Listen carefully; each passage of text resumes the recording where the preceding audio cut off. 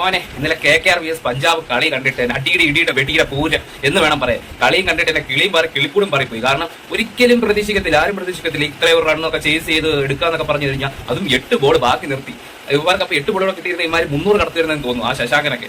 ഇന്നലെ ആദ്യം തന്നെ KKR എടുത്ത് പറയണം. കാരണം KKR സുനിതാനെ പതിവ് പോലെ തന്നെ പുള്ളി ബാറ്റിംഗ് അടിച്ച് പൊളിച്ച് ചെയ്യുന്നുണ്ട്, അതുപോലെ ബോളിംഗ് ചെയ്യുന്നുണ്ട്. KKR പട്ടിയെ പോലെ അല്ലെ ബംഗാളിയെ പോലെ പണിയെടുക്കുന്ന ഒരാളാണ് നമ്മുടെ സുനിൽ നരേൻ എന്ന് പറയുന്നത്.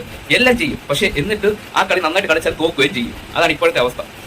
ആദ്യം തന്നെ നല്ലതായിട്ട് കളിച്ച നരേനുണ്ട്, അതിന്റെ കൂടെ സാൾട്ട്, അത് അവർ നല്ല കത്തിക്കേറി നല്ലപോലെ. അതിന്റെ കൂടെ ഇടയ്ക്ക് വന്ന് ശ്രേയസ് അയ്യരും ആണെങ്കിൽ നല്ലപോലെ കളിച്ച്. അപ്പൊ തന്നെ എനിക്ക് മനസ്സിലായി ഇത് ബാറ്റിംഗ് പിച്ച് ആണെന്ന് മനസ്സിലാവും. കാരണം ഇതൊരിക്കലും ബോളേഴ്സിന് പറ്റിയ ഒരു ബോൾ ചെയ്യാൻ പറ്റിയ ഒരു പിച്ച് ആയിരുന്നില്ല.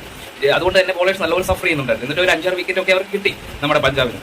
അത് കഴിഞ്ഞ് രണ്ടാമത് ഇവർ വന്നിട്ട് എനിക്ക് പഞ്ചാബിന്റെ കാര്യത്തിൽ തോന്നിയ ഒരു കാര്യമാണ്, ജയിക്കേണ്ട കളിയൊക്കെ ഇവന്മാർ തോക്കും, തോക്കേണ്ട കളിയൊക്കെ ഇവന്മാർ എങ്ങനെയെങ്കിലും ജയിക്കും. ഇതെനിക്ക് തോന്നിയതാണെങ്കിൽ നിങ്ങൾക്ക് തോന്നിയിട്ടുണ്ടെങ്കിൽ കമന്റ് ചെയ്യണം കേട്ടോ, ഇത് കാണുന്നവരുണ്ടെങ്കിൽ. പിന്നെ ആണെങ്കിൽ പറയേണ്ട, ഇപ്പൊ 200+ സ്കോർ എന്നൊക്കെ പറഞ്ഞ് ഒട്ടും സേഫ് അല്ല. കാരണം നേരത്തെയൊക്കെ എന്ന് പറഞ്ഞു കഴിഞ്ഞാൽ 200+ സേഫ് ആയിരുന്നു, അടിച്ചെടുക്കാൻ പാടായിരുന്നു. പക്ഷേ ഇപ്പോഴെന്ന് പറഞ്ഞു കഴിഞ്ഞാൽ 220, 230, 250, 260 എടുത്താൽ പോലും ജയിക്കാൻ പാടാം. കാരണം നമുക്ക് ഒരിക്കലും പറയാൻ പറ്റത്തില്ല ആര് ജയിക്കുന്നത്. കാരണം അതുപോലെ കളിക്കുന്ന ആൾക്കാരാണ് ഇപ്പോൾ ഉള്ളത്. പിന്നുള്ളതെന്ന് പറഞ്ഞു കഴിഞ്ഞാൽ തിരിച്ച് വന്നിട്ട് പ്രഭി-സിമ്രാൻ സിംഗ് ഒന്നും പറയാനില്ല. 20 ബോളിൽ 53 റൺ തുടക്കം കൊടുത്ത് അടിച്ചു തുടങ്ങി. പിന്നെ എന്ത് പറയാൻ, അബദ്ധവശാൽ ഒന്ന് റണ്ണൗട്ട് ആയിപ്പോയി. അതും നമ്മൾ അപ്പുറത്ത് നിന്ന് ബേർസ്റ്റോ നല്ലപോലെ തകർത്ത് തുടങ്ങാൻ പോകുമായിരുന്നു, തുടങ്ങിക്കൊണ്ടിരിക്കുകയായിരുന്നു. 30 റണ്ണുകളായ ആ ഓവറിൽ. അവിടുന്ന് പിന്നെ ബേർസ്റ്റോ ഒരു വശത്ത് നിന്ന് അടിച്ചടിച്ച് തുടങ്ങി.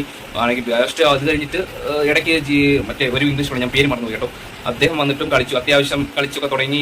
ഔട്ടായിപ്പോയി. അത് കഴിഞ്ഞ് ശശാങ്കം വന്ന് ലാസ്റ്റ് ഒരു 4 ഓവർ പുള്ളിയുടെ കയ്യിലായിരുന്നു. ബേർസ്റ്റോ അങ്ങോട്ട് മാറ്റി നിർത്തി അടിയോടടി 8 സിക്സോളം അടിച്ചിട്ടുണ്ട്. 27 ബോളെ 68 റണ്ണം കണ്ടടിച്ചു, അതിൽ 8 സിക്സ് തകർത്ത് വാരി അടിയായിരുന്നു. എന്തായാലും ഈ 300 സ്കോറൊക്കെ ഇനി എന്ന് കാണാനാണ്. 300 എടുത്താലും ചിലപ്പോൾ ചേസ് ചെയ്ത് പൊട്ടിക്കുമെന്ന് ഒരു സംശയമുണ്ട്. കാരണം അതുപോലുള്ള കളിക്കാരാണ് ഇപ്പോൾ ഉള്ളത്. എന്തായാലും ഞാൻ കണ്ടത് വല്ല സ്വപ്നമായിരുന്നു എന്ന് എനിക്ക് ഇപ്പോഴും വിശ്വസിക്കാൻ പറ്റുന്നില്ല. അതുപോലെ വേറെ ലെവൽ ഗെയിം.